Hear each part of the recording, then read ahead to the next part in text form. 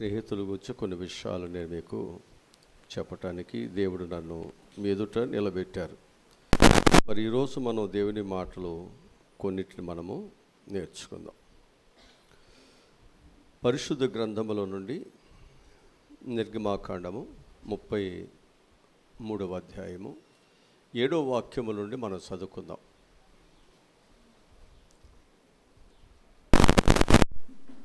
నిర్గమాకాండము 33వ అధ్యాయము 7వ వాక్యము నుండి చదువుదాం. అంతటా మోషే గుడారమును తీసి వెళ్ళి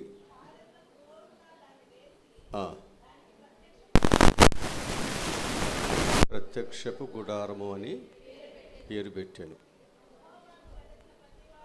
యెహోవాను వెదికిన ప్రతి వారును పాలిమునకు వెలుపలనున్న వెళ్ళుచూ వచ్చాను. ఆ గుడారములకు వెళ్ళినప్పుడు నిలిచి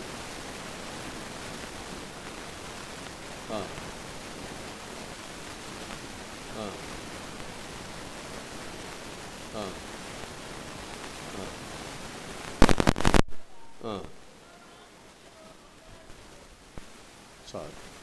యెహోవా మోషేతో చదవండి. ఇక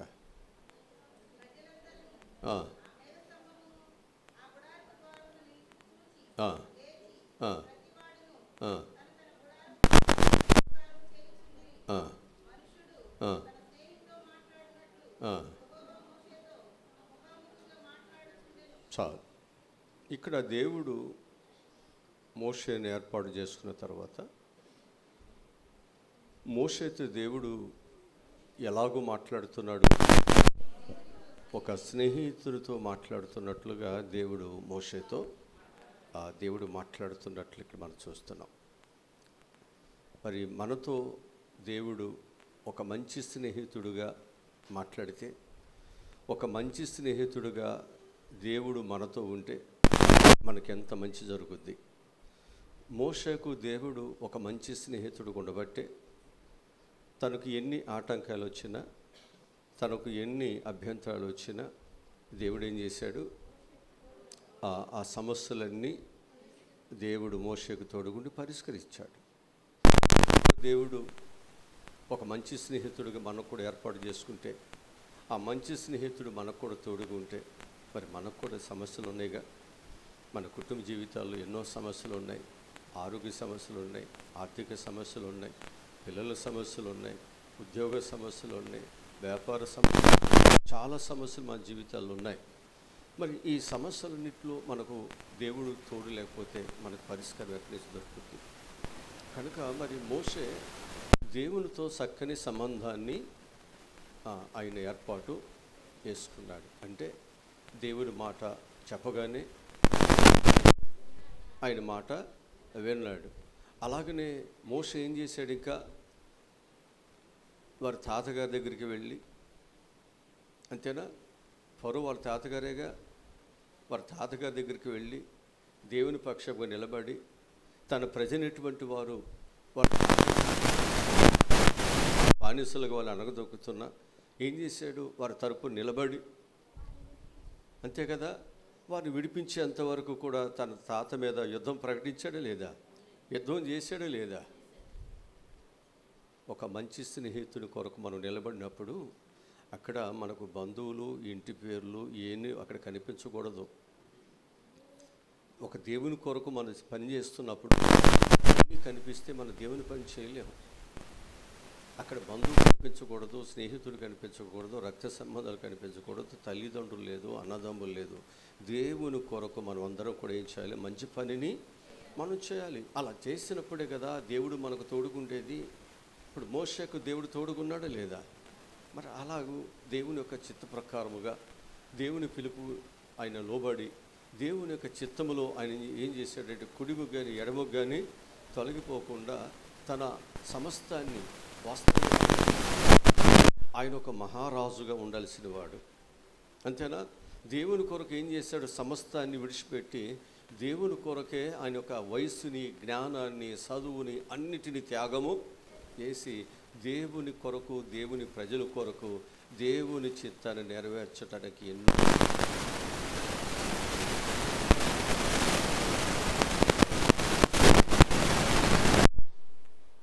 కనుక మనం సేవ చేయాలి. సేవ చేయాలంటే ఏం చేయాలి? ఏం చేయాలంటే ఇప్పుడు సంఘం వస్తుంది, ఖాళీ లేక నిలబడుతూ చూస్తున్నారు, కుర్చీలు లేక. మనం ఏం చేయాలి? వాళ్ళకి కుర్చీలు ఎక్కడున్నా చూసి ఇవ్వాలి. ఆ వెనకమాల ఉన్నటువంటి వాళ్ళు ఏం చేయాలంటే ఎదురు జరగండి, ఆ వెనకమాల వచ్చే వాళ్ళు ప్లేస్ ఉండాలి. ఇవన్నీ మనం చేయాలి. తుడిసేవాళ్ళు తుడుగుతున్నారు, కడిగేవాళ్ళు కడుగుతున్నారు, షిఫ్ట్లకు వచ్చి పని చేస్తున్నారు. మిగతా వాళ్ళు వచ్చి కూర్చుని వెళ్ళిపోతున్నారు. కూర్చోటమే కాక ఏంటి వాళ్ళు కడగలేదా, ఇవాళ ఏంటి తుక్కు అంటే మళ్ళీ వాళ్ళ మీద ఎన్ని బాధలు కదా. ఇప్పుడు ఈ తుడిసేవాళ్ళు, కడిగేవాళ్ళు అటు దొడ్లు కడుగుతున్నారు, ఆ గ్రౌండ్ అంతా కుక్క పెంటలు ఉన్నవన్నీ క్లీన్ చేస్తున్నారు. ఎంత ఇది వాళ్ళకి మేము జీతం ఇవ్వట్లేదు. ఏదైనా ఒక ఇంట్లో పని చేస్తే, ఎవరికైనా మన ఇంటి దగ్గర పని చేస్తే ఎన్ని డబ్బులు వస్తాయి? ఆ వాళ్ళు ఇక్కడ ఎవరు డబ్బులు ఇస్తున్నారు? పోనీ వాళ్ళని ఏమైనా ఎప్పుడైనా కుర్చీలో కూర్చోబెట్టి ఏమైనా సన్మానాలు కూడా ఏమైనా ఉన్నాయా?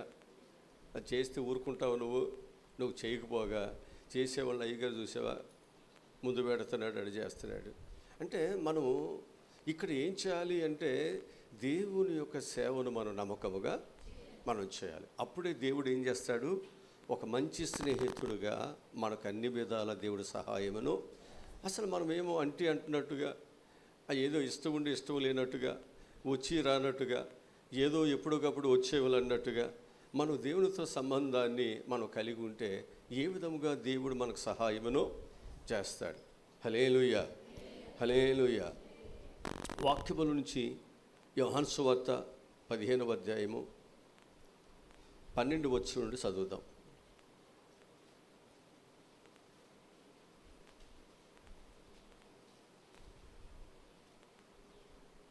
యోహాను సువార్త 15వ అధ్యాయము 12 వచనం చదువుతున్నాం. నేను మిమ్మలను ప్రేమించిన ప్రకారము మీరు ఒకరిని ఒకరు ప్రేమించవలెను అనుటయే నా ఆజ్ఞ.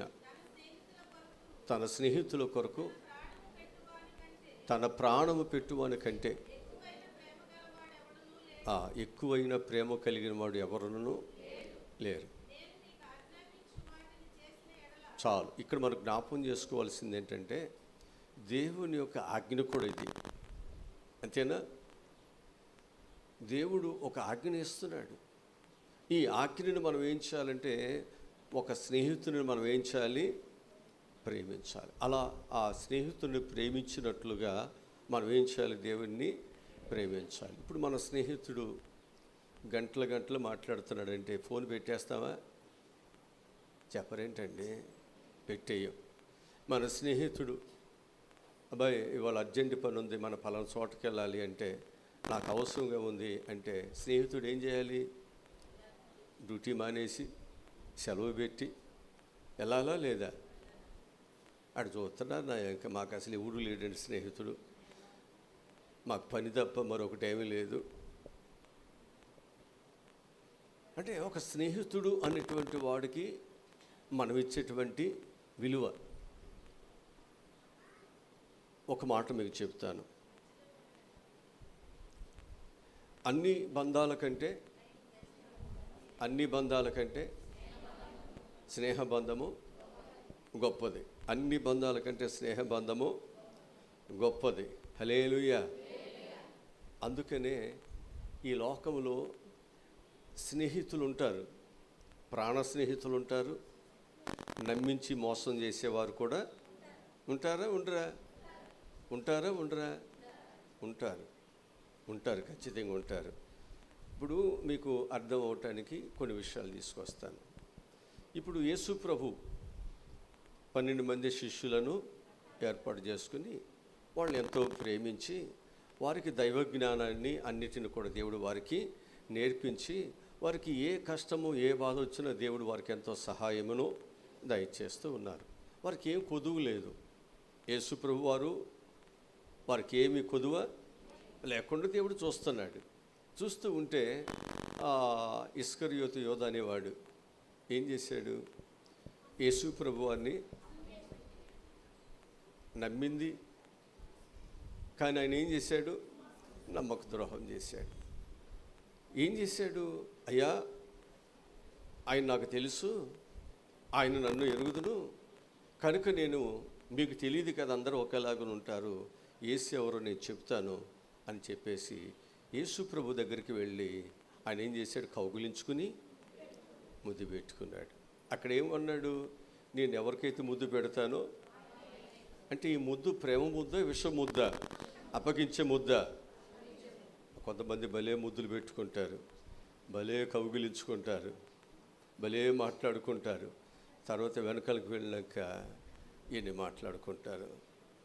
అదేంటనుకుంటున్నారు? అసలు దాని మాటలు ఏమనుకుంటున్నారు? ఎంతవరకు దాన్ని మనం పొగడాలి? అది మనల్ని పట్టించుకోదు. అది తినటం, అది త్రాగటం, అది కట్టుకోవటం తప్ప.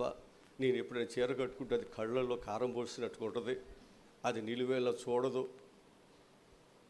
స్నేహితులు వీళ్ళిద్దరు ఫోన్లో తెగుముడుగానే చాలా బాగా మాట్లాడుకుంటారు. కనుక ఇలాంటి స్నేహితులు చాలామంది ఉంటారు. శత్రువులతో చేతులు కలిపి స్నేహితుడిని ఏం చేస్తారు? ఆ శత్రువుకి అప్పగించడానికి ఖాళీ ప్లేస్లో ఎక్కడికో తీసుకువెళ్ళి చంపేస్తారు. ఇలా మనం ఎంతమంది చూడలేదు రియల్గా.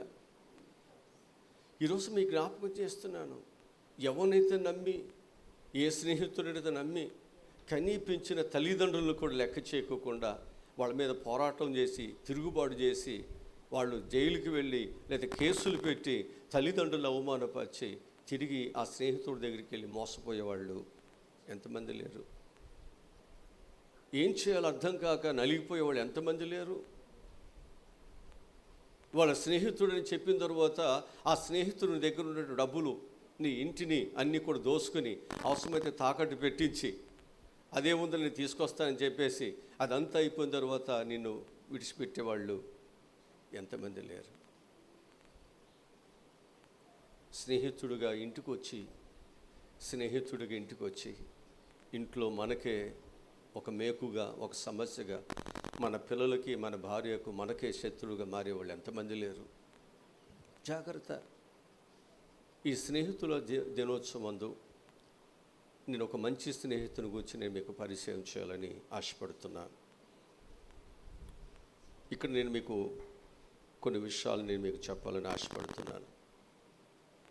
స్నేహితుల దినోత్సవం ఎలా వచ్చింది అంటే, అమెరికా ప్రభుత్వం 1935 ఆగస్టు 1వ శనివారం ఒక వ్యక్తిని హతమార్చగా, ఈ మరణ వార్త విన్నటువంటి మరునాడు అంటే ఆదివారం అతని స్నేహితుడు ఆత్మహత్య చేసుకుని చనిపోయాడు.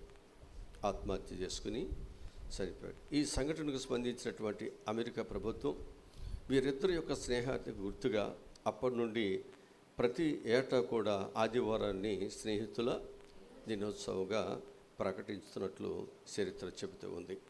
1935లో ఆగస్టు 1వ ఆదివారాన్ని జాతీయ స్నేహితుల దినోత్సవంగా ప్రకటించడం జరిగింది. అప్పటి నుంచి ఇప్పటి వరకు కూడా ఈ స్నేహితుల దినోత్సవం చక్కగా కొనసాగుతూ, ఈరోజు అందరూ కూడా ఏం చేస్తారు? వారి స్నేహితులకు ఫోన్ చేసి శుభాకాంక్షలు చెప్పుకుంటూ ఉంటారు. మరి మీరు చెప్పుకున్నారో లేదో, అసలు మీకు ఖాళీ ఉందో లేదో, ఈరోజు ఆ రోజు అని కూడా మీకు తెలిసిందో లేదో నాకు తెలియదు. ఇప్పటికైనా తెలిసిన తర్వాత అయినా, కనీసం ఇంటికి వెళ్ళిన తర్వాత అయినా, లేకపోతే ఎక్కడైనా మీరేం చేయొచ్చు? స్నేహితులకి శుభాకాంక్షలు చెప్పండి. హల్లెలూయా, హల్లెలూయా. కనుక ఈరోజు ఒక మంచి స్నేహితుని గురించి నేను మీకు చెప్పాలని, ఆ స్నేహితునికి ఉన్నటువంటి లక్షణాల గురించి మనము తెలుసుకోవాలని నేను మీకు తెలియజేస్తూ ఉన్నా. ఎందుకనంటే తల్లిదండ్రుల్ని, అన్నదమ్ముల్ని, అక్క చెల్లెల్ని, బాబాయిల్ని, పిల్లల్ని, మేనమామల్ని, మేనత్తల్ని, వీళ్ళందరినీ దేవుడిచ్చిన రక్త సంబంధం అయితే స్నేహితులు మాత్రం దేవుడు ఇవ్వలేదు, మనమే ఎన్నిక చేసుకోవాలి. ఇది దేవుడు నీకు ఇచ్చిన బాధ్యత. స్నేహితులు మాత్రం మంచివాళ్ళ చెడ్డవాళ్ళ ఎలాంటి వాళ్ళు అని వారి గుణగణాలు చూసుకుని మనమే ఏర్పాటు చేసుకోవాల్సిన బాధ్యత మనకే దేవుడు ఆ బాధ్యతను అప్పగించారని నేను మీకు జ్ఞాపకం చేస్తున్నాను. ఒకవేళ నీవు పై రంగును చూసో, అందసందాన్ని చూసో, లేకపోతే వాళ్ళ డబ్బులు చూసో, వారి చదువులు చూసో, లేకపోతే పరిస్థితులు చూసో నీవు స్నేహాన్ని ఏర్పాటు చేసుకుంటే జాగ్రత్త. పైకి వారు గొర్రె చర్మంలాగా ఉంటారు, కానీ వారు తోడేళ్ళు. దగ్గరికి వెళ్తే చంపేస్తారు. ఏదైనా ఒకవేళ పరిస్థితులు ఏదైనా తీస్తే నిన్ను ఏమాత్రమో కూడా క్షమించనే. అందుకే జాగ్రత్త. పెద్ద రాయి కింద చేయి పెట్టొద్దు, నలిగిపోతావు. దాని మీద నువ్వు పడినా, నీ మీద అది పడినా ప్రమాదము. అంతే కదా. మన పెద్దవాళ్ళు ఏమంటారు, ఆకు వెళ్ళి ముళ్ళు మీద పడినా, ముళ్ళు చాకు మీద పడినా జాగ్రత్త. అది నిన్ను గాయపరుస్తుంది, అది నిన్ను ఇబ్బంది పెడుతుంది. నీ స్థాయికి, నీ పరిస్థితికి సరిపోయిన జోడుని, సరిపోయిన స్నేహితుడిని, నేను ప్రేమించేవాడిని, స్వార్థము లేని వాడిని జాగ్రత్తగా మనం ఎన్నిక చేసుకోవాలి. లేకపోతే లైఫ్ అంతా మనం ఇబ్బంది పడాలి, లైఫ్ అంతా ఏడవాలి. మనం వేసిన ఒక రాంగ్ స్టెప్ నీ జీవితానికి ఎప్పుడు ఒక మచ్చగా మిగిలిపోద్ది. దాన్ని కక్కలేవు, మింగలేవు. కుటుంబాన్ని, సంసారాన్ని మనం బయటికి తీసుకురాలేము. ఏం చేయాలో తినేటువంటి పరిస్థితి. అందుకే అజ్ఞాని వలె కాక జ్ఞానము కలిగిన మంచి పిల్లలుగా మీ జ్ఞానాన్ని ఉపయోగించుకోండి. నీ కుటుంబాన్ని అది పాడు చేసేది ఉండకూడదు, అది నీ కుటుంబాన్ని నిలబెట్టేదిగా ఉండాలి. హల్లెలూయా, హల్లెలూయా. ఎందుకంటే లోకము అందంగా కనిపిస్తుంది, లోకం మనకు చాలా ఇష్టంగా కనిపిస్తుంది. మనకి ఈ లోకములో మనం ఏమనుకుంటామంటే, ఇది దొరికితే బాగుండు, ఇది ఉంటే బాగుండు, అసలు నా లైఫ్కి ఎదురు లేదు అన్నటువంటి పరిస్థితులు లోకమంతా రంగుల వలయముగా కనిపిస్తుంది. కానీ ఆ రంగు రంగే కదా, అది వెలిసిపోయినప్పుడు అసలు రూపం మీద బయటికి వస్తుంది. జాగ్రత్త. రంగుల వలయములు ఉన్నావు, ఆకర్షణీయులకులోనయ్యి నీ జీవితంలో ప్రమాదంలోనికి నెట్టివేసుకోవద్దు. జాగ్రత్తగా మనము ఉండవలసిన అవసరం మన మీద ఉంచబడి ఉంది. కనుక ఇక్కడ మనం జ్ఞాపకం చేసుకుందాం, ఒక మంచి స్నేహితుడికి ఉండవలసినటువంటి లక్షణాలను మనం జ్ఞాపకం చేసుకుందాం. ఒకటి, నిజమైన స్నేహితుడు తన మేలునే కోరుతాడు. నిజమైన స్నేహితుడు తన మేలునే కోరుతాడు. అర్థమవుతుందా? నిజమైన స్నేహితుడు ఏం చేస్తాడు? మేలునే కోరుతాడు. వాక్యముల నుండి సామెతల గ్రంథము 27వ అధ్యాయము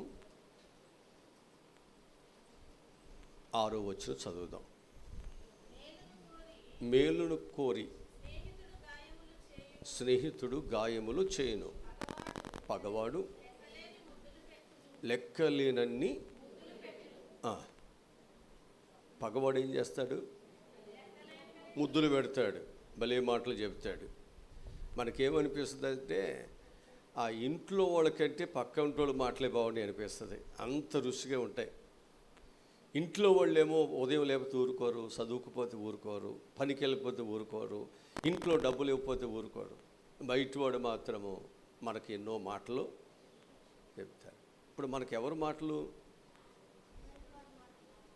అంతేనా? ఎవరు మాటలు మనకి?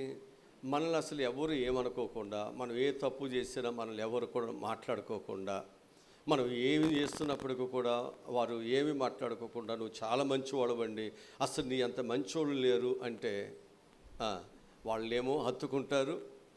నువ్వు తప్పు చేసావన్న వాళ్ళే పగవాళ్ళు అయిపోతారు, శత్రువులు అయిపోతారు. అది ఇక్కడ మనకు వాక్యం చెప్తే వస్తుంది. నిజమైనటువంటి స్నేహితుడు ఏం చేస్తాడట? తప్పకుండా ఏం చేస్తాడు? మనకి సహాయం చేస్తాడు. నిజము కాని స్నేహితుడు ఏం చేస్తాడంటే, అతడు ప్రేమ ఒలకపోస్తాడు. బైబిల్లో సామెత గ్రంథంలో అంటారు, భార్య ఏమో ఇంట్లోకి భోజనం తీయట్లేదు, అవి తీయట్లేదు, ఇది ఇవ్వట్లేదంటే ఇంకో స్త్రీ మాత్రం ఏముంటుందంట, అసలు అసలు తేనెలాగా తన ప్రేమను అసలు ఒలకపోసేస్తుంటే ఇల్లు నరకంలాగా ఉంటుంది. ఆ ఇల్లేమో ఆయనకి తెలియకోకుండానే ఒళ్ళు గుల్ల అవుద్ది, ఇల్లు గుల్ల అయిపోతుంది.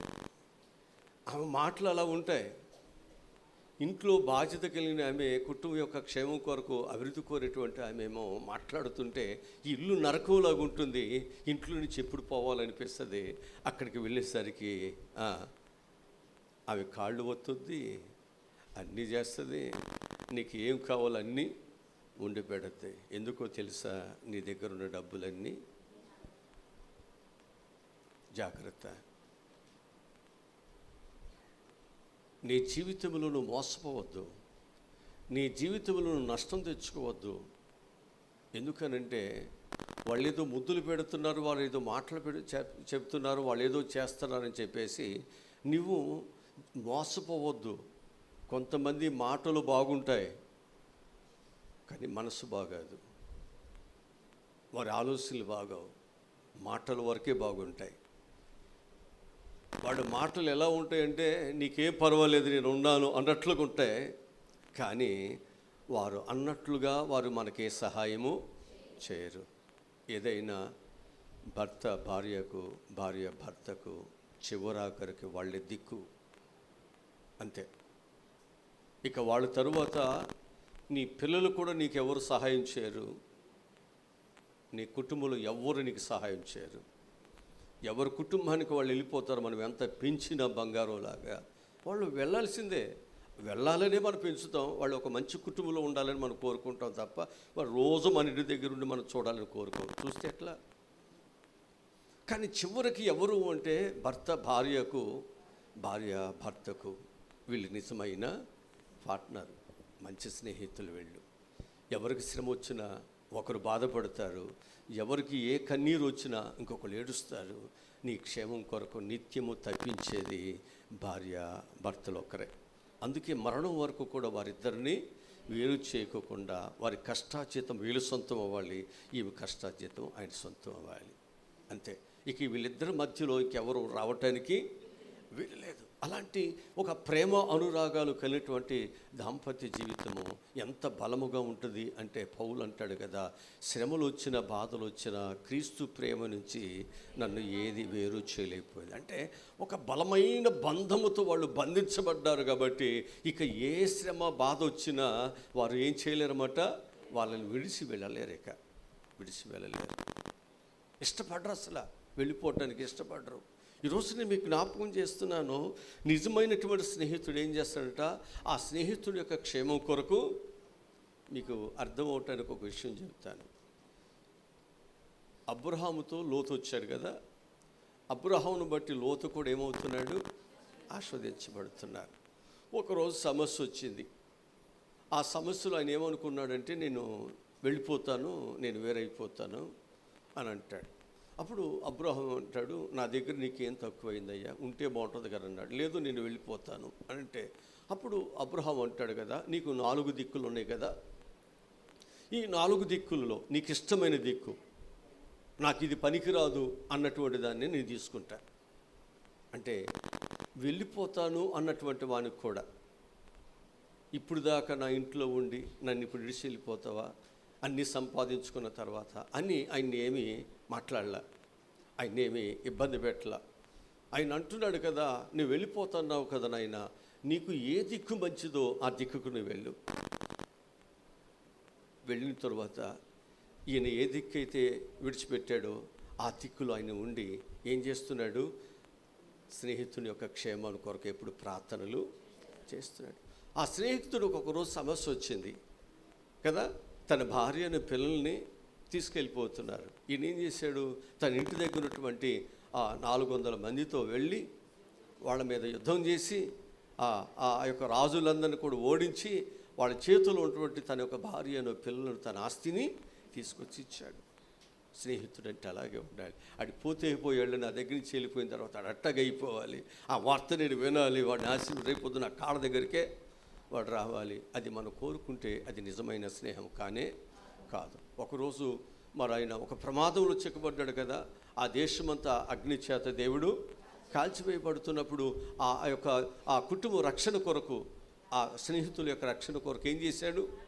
ప్రార్థన చేశాడు లేదా? ప్రార్థన చేశాడు. నిజంగా ప్రేమించేటువంటి వారు కుమారుడు తండ్రిని చాలా అనరాని మాటలని ఆస్తి తీసుకుని వెళ్ళిపోయి పాడు చేస్తే తండ్రి ఆ కుమారుడిని ప్రేమిస్తున్నాడు కాబట్టి ఆ కుమారుడు వచ్చేంత వరకు కూడా ఏం చేస్తున్నాడు? కుమారుడిని ఎదురు చూశాడా? ప్రేమ ఎక్కడైనా పోయిందా? జాగ్రత్త. ఆ కుమారుడు దూరముగా ఉండగానే తన తండ్రి దగ్గర నుంచి వెళ్ళేటప్పుడు వెళ్ళే రూపం వేరు, తిరిగి తండ్రి దగ్గరికి వచ్చే రూపం వేరు. మనం కొంచెం రూపం మారితే గుర్తుపట్టలేకపోతున్నాం. కానీ తండ్రి యొక్క ప్రేమ కుమారుడు దూరముగా ఉండగానే గుర్తుపట్టి పరిగెత్తుకుని వెళ్ళి కౌగిలించుకున్నాడు. ప్రేమ అంటే మన పిల్లలు శివుడు మొక్కుడైనా అది మొత్తం కలిపి ఆ చెయ్యి నోట్లో పెట్టిన ఎంత ఇష్టమో. బంగారం, నల్ల బంగారం, ఎర్ర బంగారం, మన పిల్లలంటే మనకు అంతే కదా. చూసేవాడికి ఏమనిపిస్తుంది? ఏంటండి బాబు, ప్రేమ ఉంటూ ఉండొచ్చు కానీ ఇట్లాగా మరేను అంతే. ఆ ప్రేమ అలాంటిది. ఆ ప్రేమలో ఏమి లేదు, కల్మషం లేదు. ఆ ప్రేమలో డంబము లేదు. ఆ ప్రేమలో మరొక విధమైనటువంటిది ఏది లేదు. అది స్వచ్ఛమైన ప్రేమ, అది నిర్మలమైన ప్రేమ, అది వాడబారని ప్రేమ, అది ఎప్పుడు నిలిచి ఉండే ప్రేమ, అది ఎప్పుడు మంచిని నలిగిపోతూ కూడా మంచి చేయాలి. ఇదే మన ప్రభు అయిన యేసుక్రీస్తు. ఈ లోకములో ఎక్కడ దొరకదు నీకు ఈ ప్రేమ. ఈ లోకములో ఎక్కడ నీకు దొరకరు ఇలాంటి మంచి నిజమైన స్నేహితులు. మన ప్రభు అయిన యేసుక్రీస్తులోనే మనకు దొరుకుతుంది. మనం చాలాసార్లు మనం ఏం చేస్తామంటే మన పిల్లల కొరకు, మన ఉద్యోగాల కొరకు, మన వ్యాపారం కొరకు, మన క్షేమం కొరకు, మన అవసరతల కొరకు మనం ఎంతో ప్రార్థన చేస్తున్నటువంటి మన ఒక మందిరాన్ని మనం విడిచిపెట్టేసి మనం ఆయా స్థలాలకు వెళ్ళిపోతూ ఉంటాం. మనకు కనీసము మనకి ఇంత ప్రేమిస్తున్న సేవకులు, ఇంత ప్రేమిస్తున్న మందిరం మనకుంది, నేను ఇలా చేయటం తప్పు అనేటువంటిది కొంచెం మనసుకు కూడా చిన్న బాధ అనిపించదు. అంటే వాళ్ళు అనుకుంటున్నారు నాకు భక్తి కావాలి, నేను వెళుతున్నాను అనేటువంటి దానిలో వెళుతున్నారు తప్ప మనొక తండ్రికి లేకపోతే మనకు మంచి చేస్తున్న వారికి నేను ద్రోహము మనకు తెలియట్లా. చాలాసార్లు మన జీవితాల్లో ఇలాగూ నమ్మక ద్రోహం చేసేటువంటి వారు చాలామంది మనకు కనిపిస్తారు, తారటపడుతూ ఉంటారు. సరే, ఏది ఏమైనప్పటికీ కూడా నిజమైన స్నేహితుడేమో గాయపరుస్తాడు,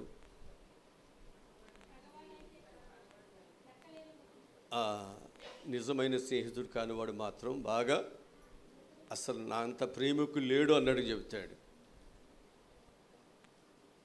ఉంటారా? అట్లా ఉంటారా? చాలామంది ఉంటారు. సరే, జకర్యా గ్రంథంలో 13వ అధ్యాయం 6వ వచనం చదువుదాం. 13:6 వచనం చదువుదాం. జకర్యా గ్రంథము. నీ చేతులకు గాయములేమని వారిని అడుగుగా వారు, నేను ప్రేమించిన వారి ఇంట నేను ఉండగా. చూసారా, ఈ గాయాలు ఏంటయ్యా అని అడిగితే ఏమని చెప్తున్నాడంటే, గాయం పొందిన ఆయన, నేను ఎవరినైతే ప్రేమించి వెళ్ళానో ఆ ఇంటే నాకు గాయాలు, అవమానాలు, ఇవన్నీ దెబ్బలు అన్నీ వాళ్ళింటే. ఇప్పుడు మీకు కొన్ని విషయాలు చెప్తాను. యోసేపు పొతిఫర్ ఇంట్లోకి వెళ్ళిన తర్వాత పొతిఫర్ యొక్క ఆస్తి తను కలిగినదంతా ఏమవుతుంది? ఆస్వాదించబడింది, బాగా దీవించబడిందిగా, బాగా ఆస్వాదించబడింది కదా. అయితే ఆ ఇంట్లోనే ఆయనకి దెబ్బలు, అవమానములు, గాయాలు వచ్చాయా లేదా? ఆ ఇంట్లోనే వచ్చాయి. జాగ్రత్త.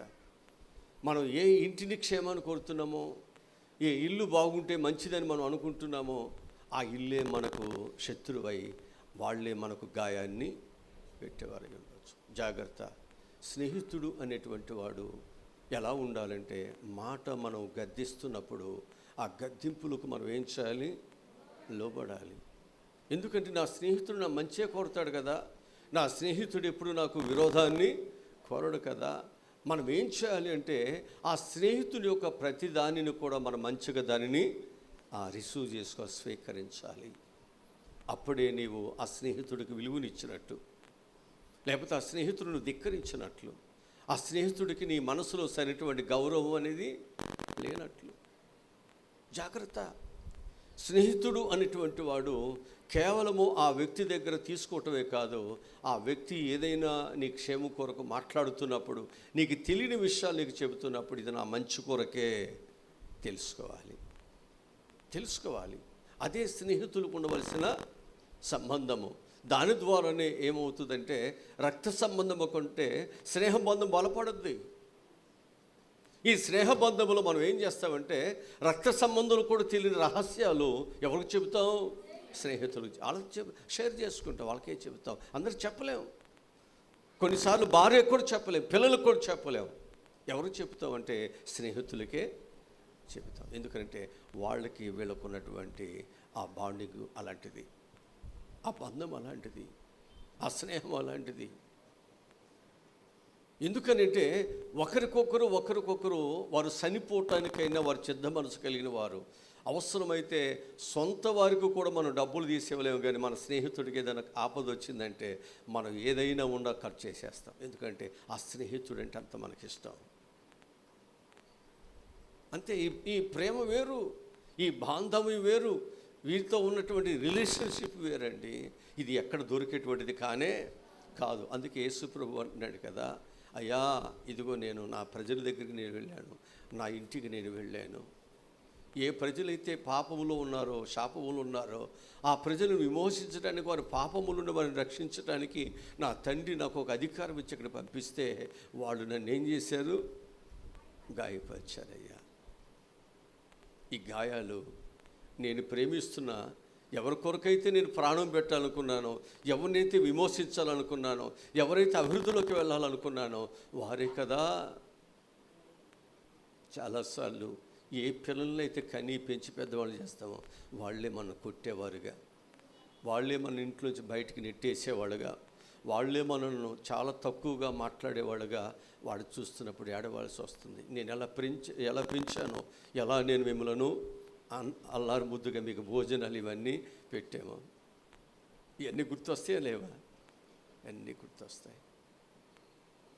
ఈరోజు నేను మీకు జ్ఞాపకం చేస్తున్నాను. ఒక సేవకుడు కూడా అంతే. సంఘముకి ఏ కష్టం వచ్చినా, కుటుంబానికి ఏ బాధ వచ్చినా కడుపు కట్టుకుని ఏడుస్తూ ఉన్నప్పుడు అదే సంఘము సేవకుల మీద తిరుగుబాటు చేస్తున్నప్పుడు ఏడవలసి వస్తుంది, బాధపడాల్సి వస్తుంది. కనీసం ఒక్కరన్నా నన్ను ప్రేమించేవారు, కృతజ్ఞత కలిగిన వారు లేరా? 10 మంది బాగుపడితే కనీసం ఒక్కడన్నా ఆ సమస్యలో ఓదార్చేవాడు, ప్రేమించేవారు కానరావట్లేదా? మనం ఏంటంటే కనీసం వారు పెట్టిపోయిన మన బాధలలో మనతో ఉండి మన పలకరించేవాళ్ళు చాలా మనకు, అదే మనకు ఆదరణ, అదే మనకు మనం చేసిన ఖర్చుకి, మనం చేసిన త్యాగానికి అదే మనకు సహాయము, అదే మనకు పెట్టుబడిలా కనిపిస్తుంది. నాకు కనీసం నా బిడ్డల్లో ఒక బిడ్డ అయినా నాకు సహాయమును దయచేశాడండి, నేను పడిన ప్రయాసకు నా బిడ్డలు నాకు తోడుగా ఉన్నారండి. అదే బాంధవ్యం అంటే, అదే సంఘానికి నీ దైవజనుడికి ఉన్నటువంటి సంబంధం కూడా అదే. నాకెందుకులేండి ఇవ్వండి, ఎవరు బాధలు పడతారు అనేటువంటి ధోరణితో చాలామంది ఏ సమస్య వచ్చినా ఏదొచ్చినా మనం ఏమీ పట్టించుకోలేని పరిస్థితి. అది కరెక్ట్ అయింది కాదు, అది కరెక్ట్ అయినటువంటిది కాదు. కనుక నిజమైన స్నేహితుడు ఏం చేస్తాడు? ఖచ్చితంగా మేలునే కోరుతాడు. మేలును కోరేవాడు ఏం చేస్తాడు? గాయం చేస్తాడు, అంటే గద్దిస్తాడు. అరే నువ్వు మాట్లాడుతుందని, నువ్వు వెళుతున్న త్రోవ లేదా నువ్వు చేస్తున్న పని మంచిది కాదు, నా మాట విను అంటాడు. తల్లిదండ్రులు ధిక్కరించవచ్చు, అన్నదమ్ములు ధిక్కరించవచ్చు, కానీ స్నేహితుల దగ్గరికి వచ్చారు ధిక్కరించడానికి వెళ్ళేదంతే. ఎందుకనంటే స్నేహితుడు ఎప్పుడు కూడా నీ క్షేమాన్నే కోరేవాడు. కనుక ప్రతి ఒక్కరూ జాగ్రత్త. మంచి స్నేహితులు ఏర్పాటు చేసుకోండి. ఆ మంచి స్నేహితుడు నీకు మంచి చేస్తున్నాడు అన్నప్పుడు నీవు గ్రహించండి. భోజనమంతా మనము చూడాలి.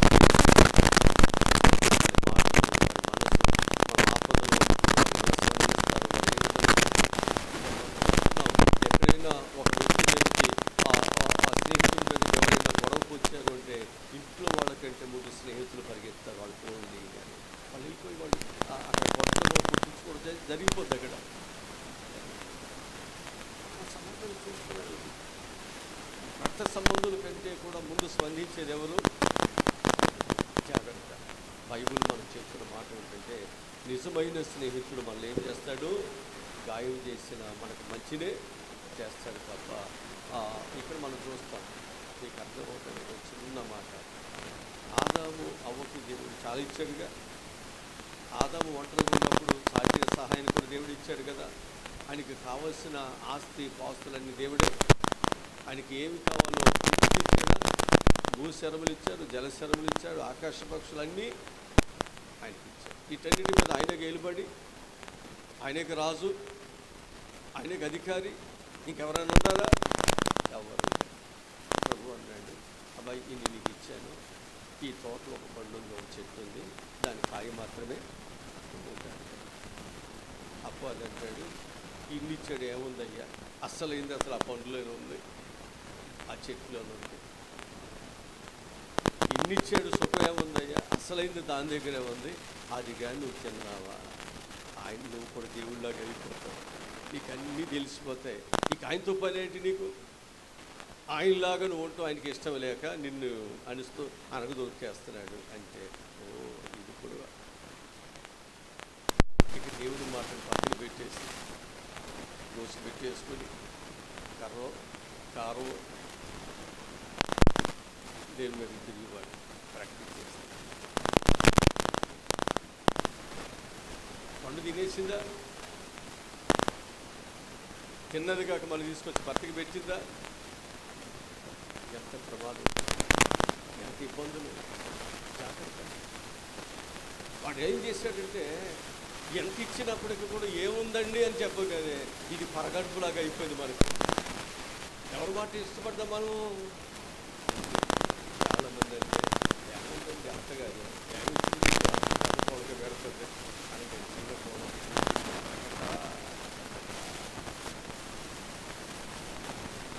లేదా ఇప్పుడు దొక్కినాడు అవకాశం దొరకపోతా, చలి దూరం రాకపోతా అయ్యేది మరి అవకాశాలు. ఇక అక్కడ విరోచనాలు వాంతులు అవ్వకపోతాయా? ఆ కాలు వచ్చే ఎప్పుడు ఎరగబోతా కిందపడి. దానికి నేనే చెప్పింది అప్పుడు చెప్తే జాగ్రత్తగా మనం వాక్యాన్ని మనం జాగ్రత్తగా అపవాదిని ఏం చేస్తాడు? పాడు చేసేవాడు పాడు చేయడానికి డైరెక్ట్గా రాడు, అతను ప్రేమతో వస్తాడు. ఆ ప్రేమతో వచ్చి నేనేం చేస్తున్నాడు? మోసం చేస్తున్నాడు. ఆ ప్రేమలో నేను పడగొడుతున్నాడు. ఆ ప్రేమలోనే ఏం చేస్తున్నాడంటే నన్ను మించిన వారికి ఎవరు లేరు. ఆ తరువాత నేను ఆశీర్వది పక్కనండి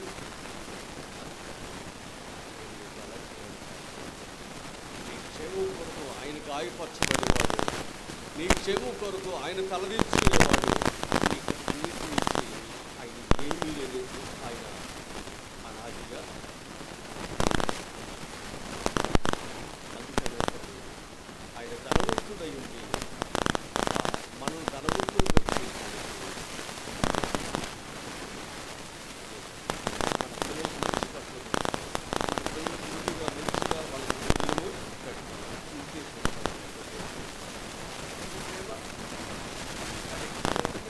అలా ప్రేమ ఎక్కడికి ఉంటుందో అక్కడ ఏం చేస్తారు అంటే ఆ ఇంట్లో ఉంటుంది. ఈ గాయం నేను నా ఇంటిలోనయ్యాను. వెళితే వాళ్ళు ఏం చేశారు? నేను ప్రేమిస్తున్న నా పిల్లలే నన్ను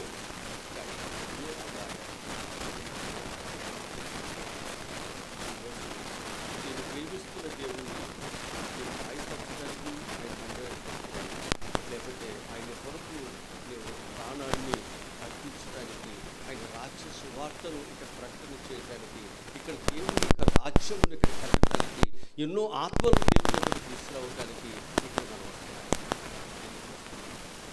మన స్నేహం దేవునితో ఆయన ఇచ్చే వాళ్ళని పొందుకోగలక, లేక మనం దేవునికి ఏదైనా పరిచయం. మన స్నేహం అసలు దేనికి, అసలు దేవుని దగ్గరికి ఎందుకు వచ్చాం? ఇల్లు వాకిల కొరకైనా, ఉద్యోగాల కొరకైనా, గర్భఫలాల కొరకైనా, లేదా స్వస్థతల కొరకైనా, దేవుని రాజ్య సువార్త కొరకు ఏదైనా భారమో బాధ్యత అనుకుంటాం. జాగ్రత్త, మనం చేయాల్సిన పనులు చాలా ఉన్నాయి. ఆలోచిస్తే ఆ ఆలోచనకు నీకు తగినటువంటిది నువ్వు ఏర్పాటు చేసుకోవచ్చు. కానీ మనము ఆలోచించాం. మన ఆలోచనలు ఎలా ఉంటాయంటే, మనకు వంటి తారాదు, కానీ నేను మాత్రం సింహాసనం మీద కూర్చోవాలి. మనకి ఏమి తెలియకపోయినా తెలిసిన వారులాగా మనం బిల్డప్ ఇవ్వాలి. జాగ్రత్త, మన జీవితాల్లో మనం ఎంత ఒదిగి ఉంటామో అంతగా దేవుడు మనకు సహాయాన్ని చేస్తాడు. ఇక రెండవదిగా మనం చూస్తే, నిజమైన స్నేహితుడు మనలను సంతోషపరుస్తాడు. నిజమైన స్నేహితుడు మనల్ని ఏం చేస్తాడు? యోహాను సువార్త 3:29 చదువుదాం.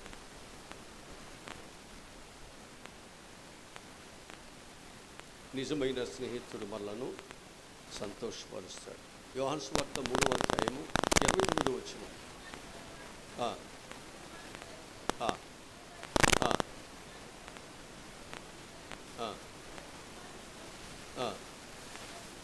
అది పెండ్లి కుమార్తె అయితే పెండ్లి కుమారుడు యొక్క స్వరం విని మిక్కిలిగా, అంతేనా?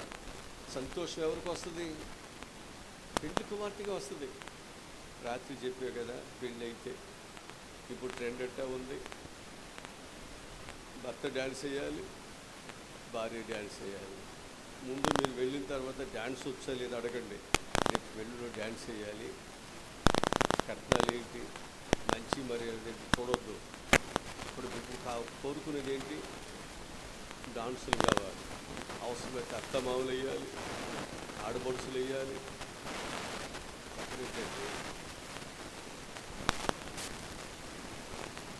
వేయాలి లేదా? వేయాలి.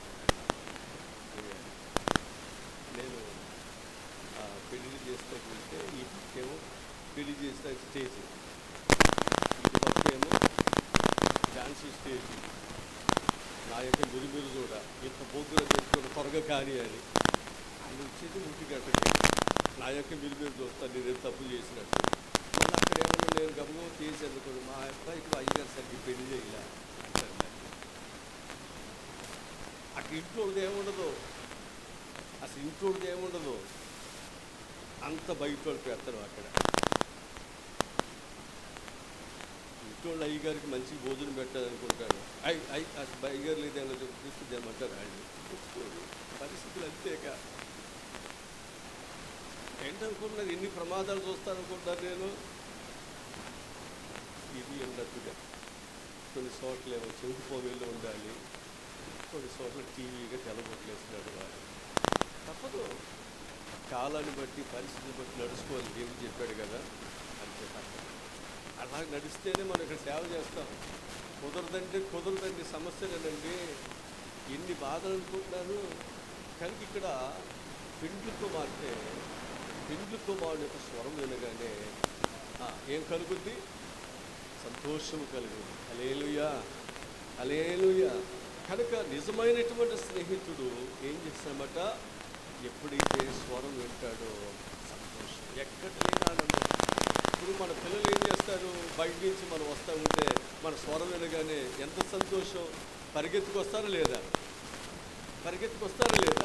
ఎంత ఆనందము, ఎంత సంతోషం. అసలు ఏం ఆగరనమాట. మా మనవడు ఆగడండి. రాత్రి 12కి వచ్చి రాత్రి కూడా తిప్పేలేడు. ఒక ట్రిప్పిల్ వద్దామంటాడు, వెళ్ళిపోతూ ఊరుకోడు. రాత్రి తీసుకెళ్ళి వచ్చిద్దాం దాకెళ్ళి 11:30, 12 అట్లా వెళితే కానీ ఆయనకి వచ్చిన జలుబుకి జ్వరానికి సిరప్ చేసుకుంటాడు. కాకపోతే ఏం చేయాలి? ఇప్పుడు నైట్ వెళ్తే బాగుంటుంది, వెళ్ళకపోతే అది వేసుకోండి. మాటలన్నీ అత్తయ్య దగ్గర తప్ప తల్లిదండ్రుల దగ్గర సాగదు. అందుకని వాళ్ళ దగ్గర ఉండరు. వాళ్ళ దగ్గర వండుకొని మన దగ్గర ప్రేమించేది ఏంటంటే అటు చదువుతాను పెట్టరాళ్ళు. మనం ఏం చేస్తాం, పెట్టేస్తాం. అందుకే మన మీద వాళ్ళకి ఎక్కువ ఇష్టం. ఇదే మనం పెడతామని రేపొద్దున మళ్ళీ వాళ్ళ తల్లిదండ్రులు వాళ్ళని చెప్తే ఊరికే మనం వాళ్ళ బ్యాగులు పోయటానికి, వాళ్ళ స్కూల్ నుంచి తీసుకురావటానికి, వాళ్ళ షూలు అని తొడవటానికి, అందుకొరకేనంటే రేపొద్దున మన స్కూల్లో ఊరిపోయినారు మంచి ఎవరన్నా దొరకడాడు, నీ బ్యాగ్ పట్టుకెళ్ళాలి, నేను ఆటలాడాలి, నాకెక్కడ ఖాళీ అంటే మన ఊళ్ళో ఉండవని సంగతి అంతేనండి చెప్పాడు. ఎవరైతే మా అబ్బాయి ఏదో చెప్పాడు, మా మా మా మామయ్యకి మా అక్కలకి ఆడికి నుంచి వెళ్ళిపోయాడు. చనిపోయిన తర్వాత రావడానికి కూడా అవకాశం లేదు. ముఖ్యంగా మనం ఏదో డబ్బులు ఇస్తాం మన పిల్లలు, ముఖ్యంగా మన ఆపదలో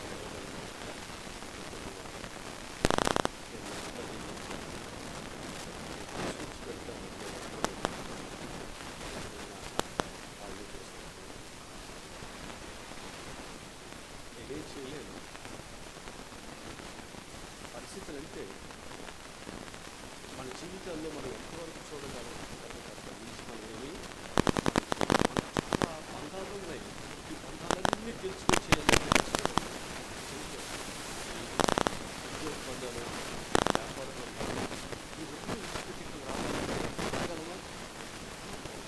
కానీ దేవుడితో బంధం ఉంది, ప్రేమ ఉంది. కానీ కొన్ని బంధాలు మనం ఏం చేస్తున్నాయి, ఉద్యోగ బంధాలు, వ్యాపార బంధాలు, మనం దేవుడికి వాళ్ళకి ప్రేమ లేకపోవడం లేదు. పరిస్థితులు అనుకూలంగా, పరిస్థితులు అనుకూలంగా. ఇక్కడ మనం నిజమైన స్నేహితుడు ఏం చేస్తున్నాడంట, నిజమైన స్నేహితుడు ఏం చేస్తాడంట, స్వరము వినగానే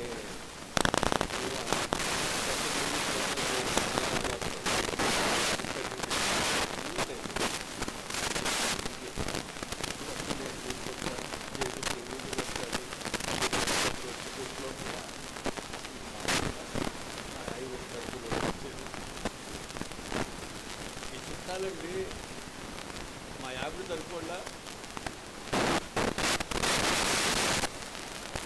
పరిస్థితులు బట్టి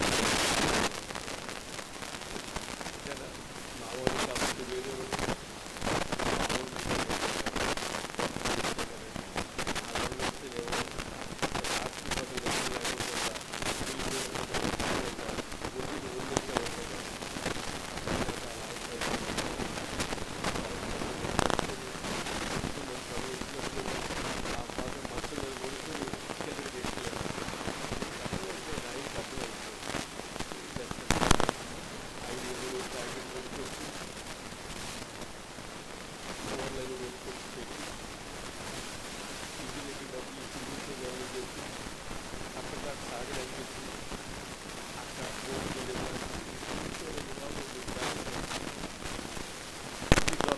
అన్ని చూస్తుంది, నిద్రపోదు, పళ్ళు లేదు.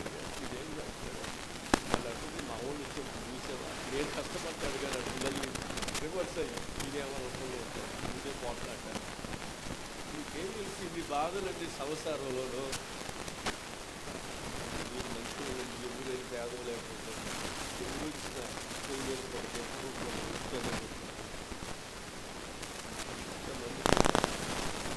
ఎంతమంది జీవితంలో కష్టాలు. కనుక ఈ నిజమైనటువంటి స్నేహితుడు ఏం చేస్తాడంటే స్వరము కానీ ఎంత ఆనందమో, ఎంత ఉత్పొందుతారో, స్వరం వచ్చి బాధపడేవాడు లేచి ఏం చేస్తారు, ఆయనకి కావాల్సిన మర్యాదలన్నీ డబ్బులు లేకపోయి, ఇంట్లో ఏమి లేకపోయి ఏం చేస్తారు, ఎంతో సంతో ఎదురు బట్టి మళ్ళీ చూస్తే ఆయన వచ్చుకొని ఏమైనా తెలియకుండా వెళ్ళిపోయి తాకట్టు పెట్టి డబ్బులు తీసుకుని ఏం కావాలండి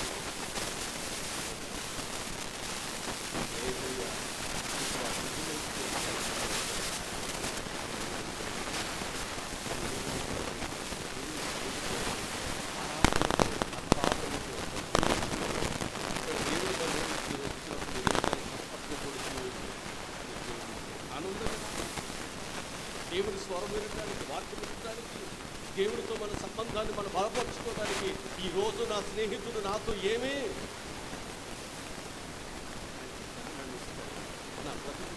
మాతో ఏ విధంగా మాట్లాడతాడో అని మనం ఏం చేస్తామంటే ఇంటి దగ్గర లేకుండా తల్లిదండ్రులుగా మన దేవుని దగ్గరికి హల్లెలూయా.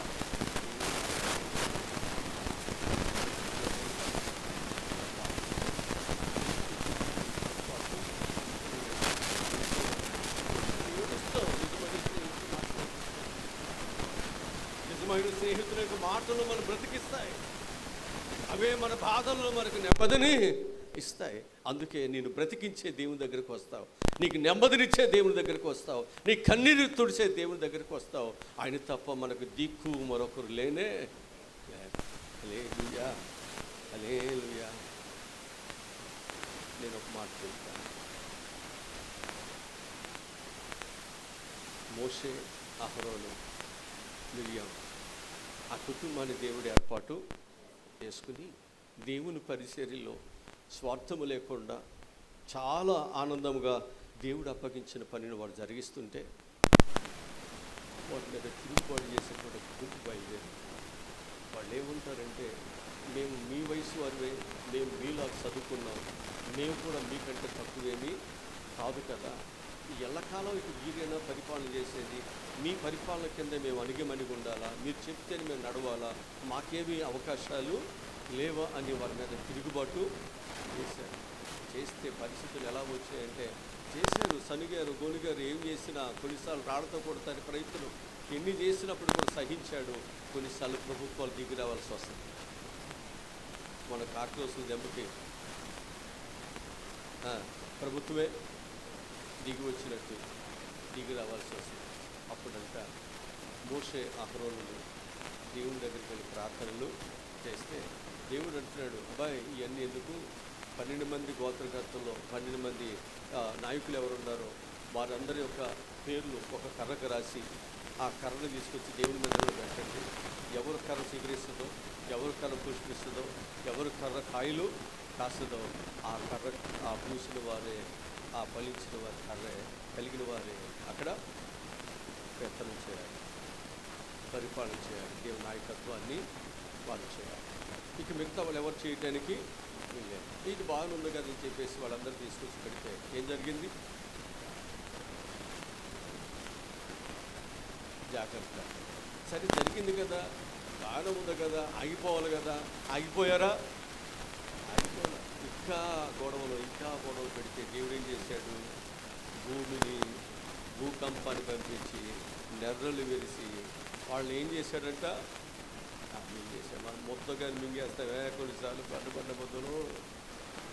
యేసు ప్రభు వారంట దేవుడు అంటే ఏం చేశాడు? నెర్రను నోరు తెరిసెడు చేశాడంట. అందరూ దానిలోకి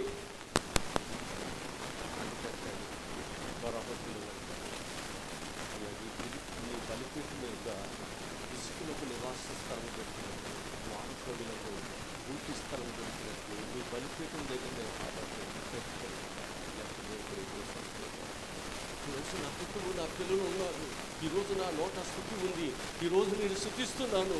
ఆ మరణించిన వారితో నేను లేకుండా, ఆ తిరుగుబాటు చేసేవారు లేకుండా నేను ఈరోజు బ్రతికాను అంటే ఈ సరిది కాదా? అందుకే వాళ్ళు జీవితకాలం అంతా దేవుని స్థుతించడం నేర్చుకున్నారు, దేవుని గణపరచడం నేర్చుకుంటున్నారు. మన జీవితాల్లో దేవుని స్థుతించడం తప్ప దేవునికి విరోధంగా మనం ఏం చేయలేము. దేవుని బిడ్డలుగా దేవుడు మనకిచ్చిన జ్ఞానముతో, బలముతో దేవుని మనం గణపరచగలిగినట్లయితే దేవుడు ఖచ్చితంగా దేవుని ఆశీర్వాదాలు మన మీదకి దేవుడు కల్పిస్తాడు. హల్లెలూయా. ఆయన మంచి స్నేహితుడు, మనం ఎప్పుడు మోసం చేయవాళ్ళు కాదండి. ఆయన స్వరం వినడానికి మనం ఏం చేయాలి? సంతోషించాలి. ఆయన స్వరం వినగానే సంతోషం, ఆనందమా. ఎక్కడ లేని ప్రాణము మంచంలో ఉన్నటువంటి తండ్రికి ఎవరైతే ఇష్టమో ఆ పిల్లల స్వరం వినగానే ఆనందం ఉంటుందా లేదా? ఆ పిల్లలు ఏదో కాస్త చూస్తే నోట్లో వేస్తే చచ్చిపోతారు. తృప్తి. ఈరోజు మీకు జ్ఞాపకం చేస్తున్నాను, నీ స్నేహితుడు, నిజమైన స్నేహితుడు, నీ క్షేమాన్ని కోరేవాడు మన ప్రభు అయినా.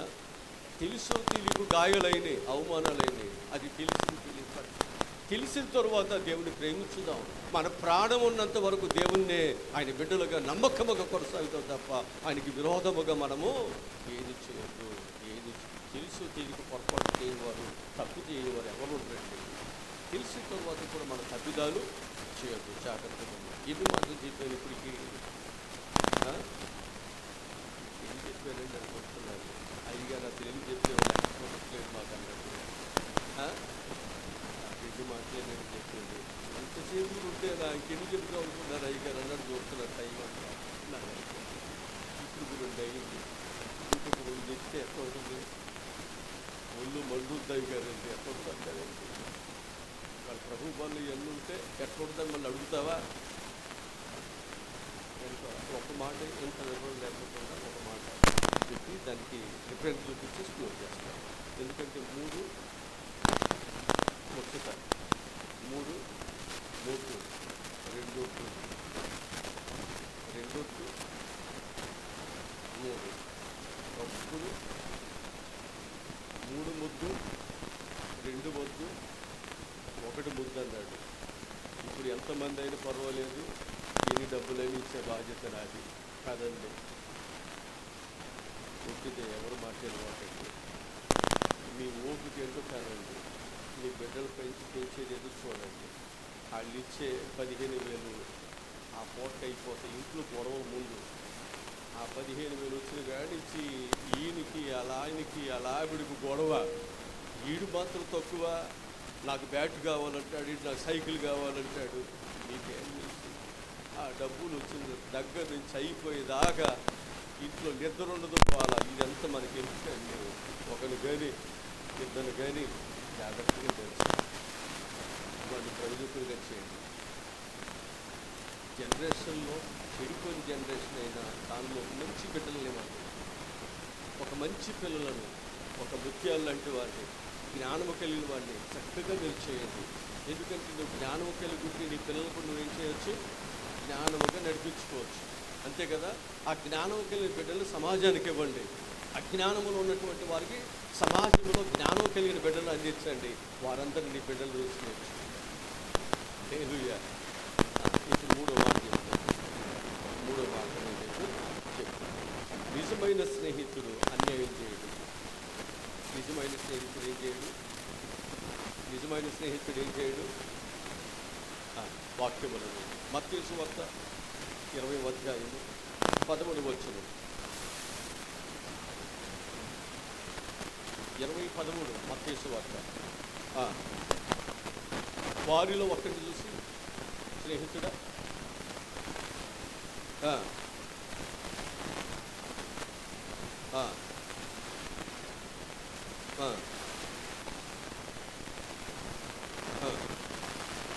అంతే కదా.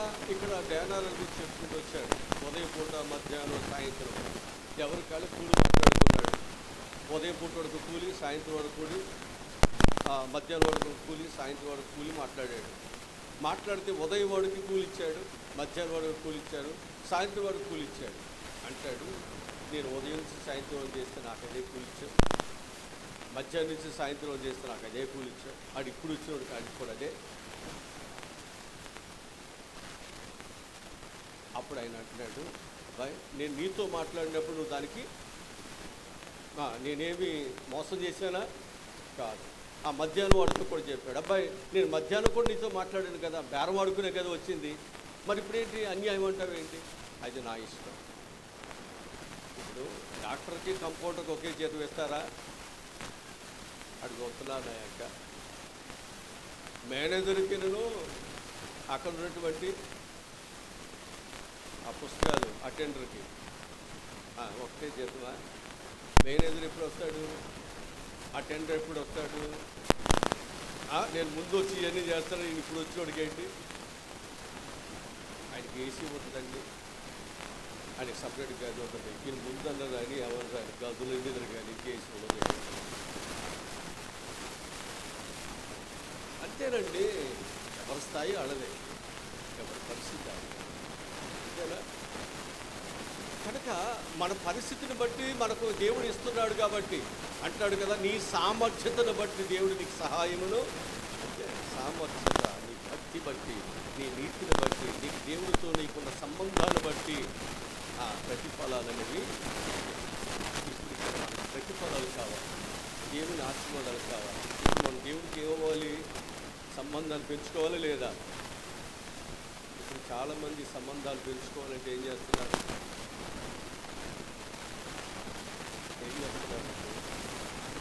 పూర్వ విద్యార్థులందరూ కూడా భోజనాలు పెట్టుకొని అలకోలు వీలుకోలు తీసుకొని అన్నీ మాట్లాడుతారు. పూర్వ విద్యార్థులు అదొక సభ, గెట్ టుగెదర్. పూర్వ విద్యార్థులందరూ కలిసి మిగతా కూడా కలవటానికి వీలు లేదు. వాళ్ళే ఆ ఇయర్లోనే ఆ సంవత్సరం వాడే మిగతా సంవత్సరం వాడు కలవటానికి వీలు లేదు.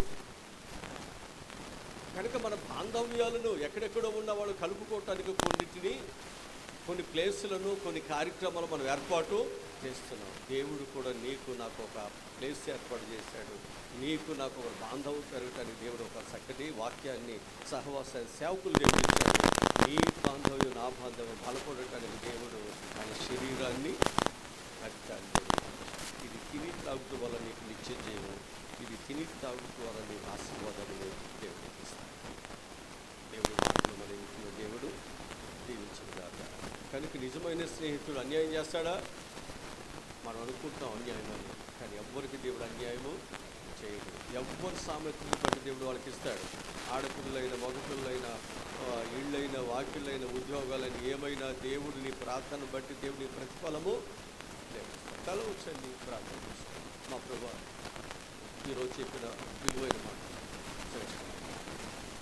ప్రతి ఒక్కరి యొక్క హృదయాల్లోనికి చక్కగా ప్రభువా ప్రవేశించి జ్ఞానముతో నా పిల్లలందరూ నడుచుకుంటారు సహాయములను ఈ మందిరము కూడా ఎంతో ప్రేమతో మరి త్యాగం చేస్తూ పని చేస్తూ ఖర్చు చేస్తూ గుప్పులు ఇస్తున్న ఈ సహాయములను యేసు నామములో ఈ మనవులు ఈ ప్రార్థనలు ముందుకు నేను నావు తండ్రి.